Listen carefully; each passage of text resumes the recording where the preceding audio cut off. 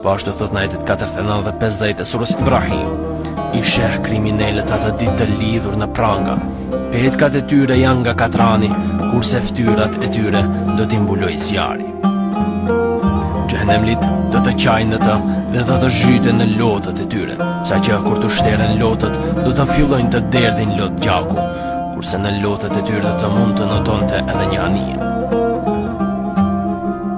Kështu përshkruhet në hadithin që e përcjell Enes ibn Maliku radhiyallahu anhu.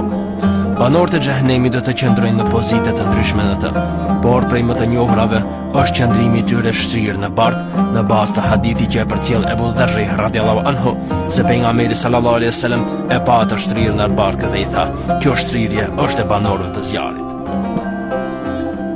Dhe gjërave që i çojnë njerëzit në xhehenem është mohimi i Zotit, shirku, padrejtësia, mendjemadhësia dhe shumë vepra tjera të liga që nuk mund përfshihen në